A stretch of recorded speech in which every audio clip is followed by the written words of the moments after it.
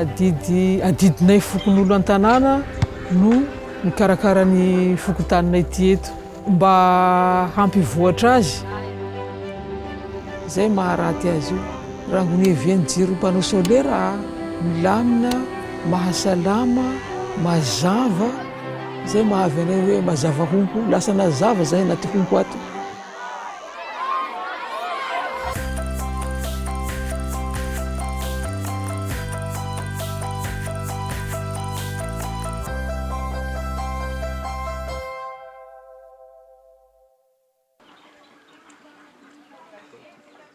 Anarako Randrianambina Yolande, asa ataoko an-tanà eto manao panneau solaire.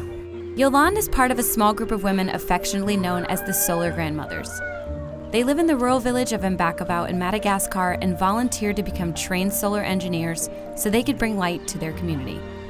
Mirotsaka ny sitrapo aho satria te hampandroso ny tanànanay voalohany indrindra.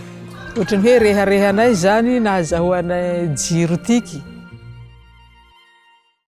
The grandmas have installed more than 200 solar panels and repair broken ones.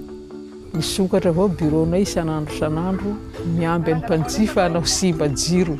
Lasa zahay mandeha mijery azy agny. Dia apotakinay laha ohatsy tsy vita eo apotakinay baka an-trano any ndesinay amin'ny bureau any amboarinay regny.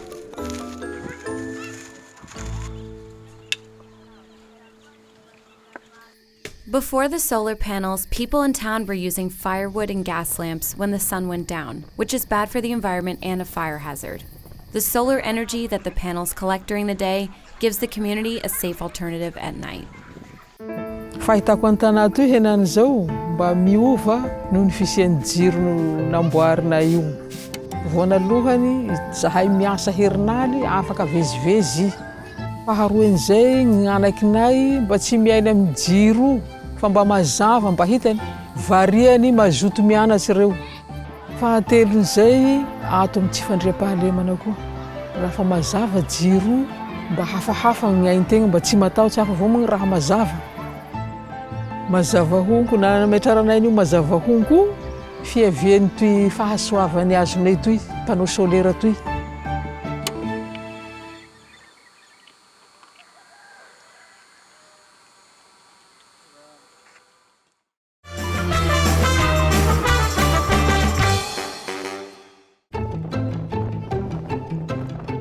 Seven miles off Estonia's west coast in Eastern Europe lies the small island of Kanu, a bucolic and serene place that feels lost in time.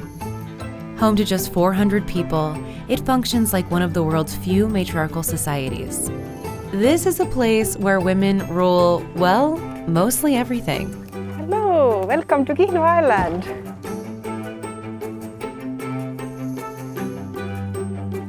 My name is Mariachi. I lived almost all my life in this island. Our lifestyle is different comparing the lifestyle in the mainland. Many old traditions still are alive. One such tradition is that Kanu's men spend months away at sea fishing for the island. Meanwhile, Kanu's women are in charge of leading the community and preserving its way of life. Men were always a long time away from the island. And that's the historical reason why women become very strong, very independent. Kihnu culture is interesting because we still wear traditional costumes as a everyday wearing. She is making skirts because she has 5 granddaughters. We have ancient folk songs still alive and dances. They have a lot of practical skills how to live all over the year here. Yes, life is more difficult here to survive, but it's a treasure for Kihnu Islanders. They all describe the island like it's like a paradise, it's the best place in the world. Mehed on meil rohkem ära ja neid me siin ümberkaudu või ümberringi väga ei kohtagi. Et naised on põhilised, keda me näeme siin nii vallaasutustes kui ka saare peal liikumas. The clothes, the music, the dancing, all of it has been recognized by UNESCO on its intangible cultural heritage list.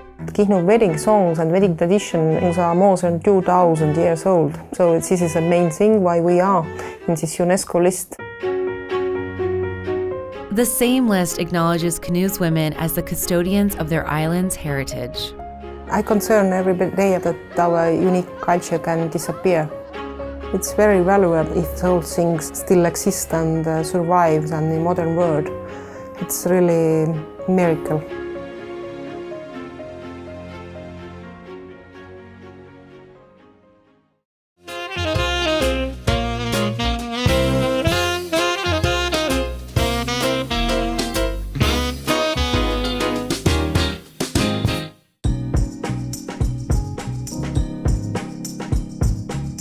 An engineer in our society, they don't look like me, but I'm here to break that mold.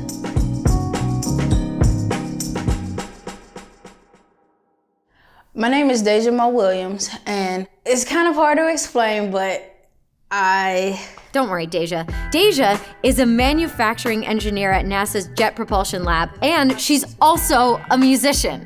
Well said. I literally couldn't have said it better myself. Thank you, Deja. Let's get back to where it all started. Deja's love of science all began when she was growing up in St. Louis. I grew up on the south side of St. Louis, Missouri, in a single-parent household with my mom. I got into science because of a program that my mom kicked down doors to get me into. They exposed us to different science topics such as robotics, chemistry, you name it. In college, Deja studied engineering management. While there, she faced more than just challenging schoolwork. A lot of times in class, I was the only female. I was the only Black female. Sometimes people didn't want to sit by you. Sometimes people didn't want to help you. You know, I would see a lot of times that people will have I'm trying not to cry. People will have their little groups that they would study with, and I would have to infiltrate, how can I bond with that group so that I can get the same resources that my people don't have? But I figured it out. Of course she figured it out, which brings us to NASA. Deja is part of a team building rocket ships. They take an engineer's idea and figure out how to make it a reality, which is pretty freaking cool. Now, remember a minute ago when we mentioned that Deja was also a musician? She wrote a song about science to the tune of Soulja Boy's Crank That. I'm just writing it, I'm like, yo, this is hot. X equals in this O, negative B, lesser mode, the square root of B squared minus 4AC for sure, not find a root over 2, A, root over 2, A, root over 2, A, A. Deja realized that through music, you can open up a whole new audience's eyes to the world of science, something she wished she had when she was young. But it's not just writing a song and that's it. I actually take it a step further and am a mentor to a lot of students who either are interested in science or are already in college and just need that extra push to continue and finish. I want to show through my life that you can be an engineer, you can be a musician. Yo, the sky is the limit.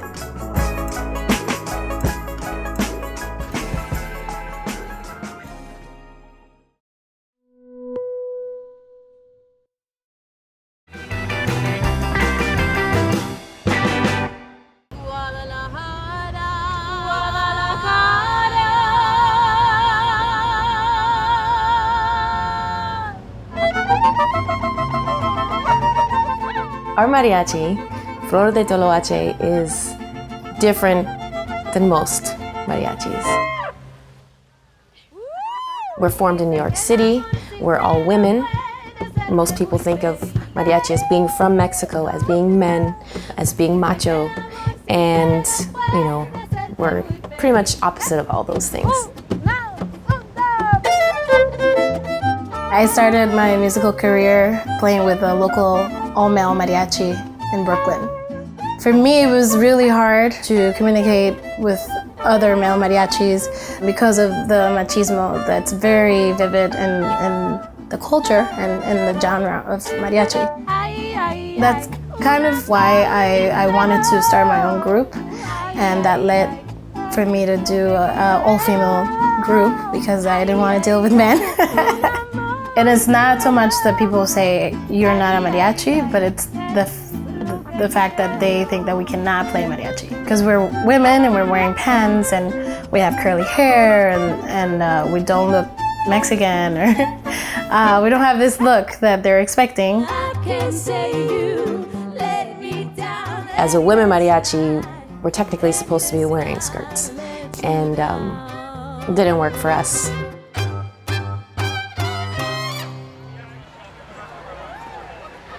It's one of the most passionate music that I've ever heard. It's just beautiful. It's very heartfelt, and I think that's what makes mariachi so special. It's my dream to be able to perform and connect with people through music. I don't think I could ask for more, and that's what keeps us going, I think. Thank you so much. Gracias, Nueva York. Thank you so much, everybody. We love you.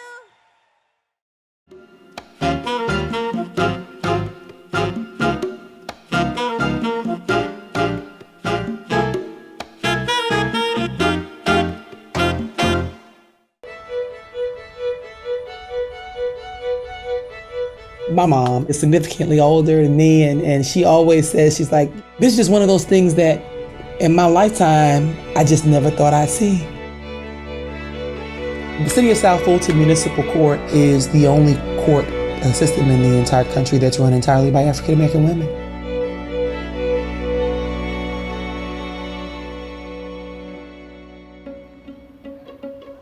The City of South Fulton is Georgia's newest city. It was started in 2017. We became a city with a large African American population, one of the largest in the country.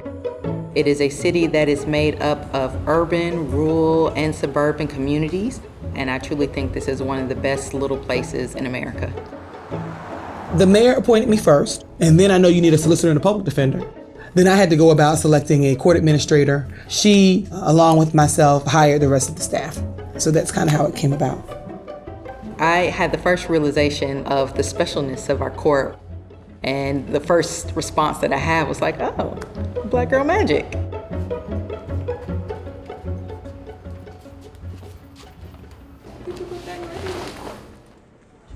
All right, if y'all have any cell phones, please put your cell phone on off.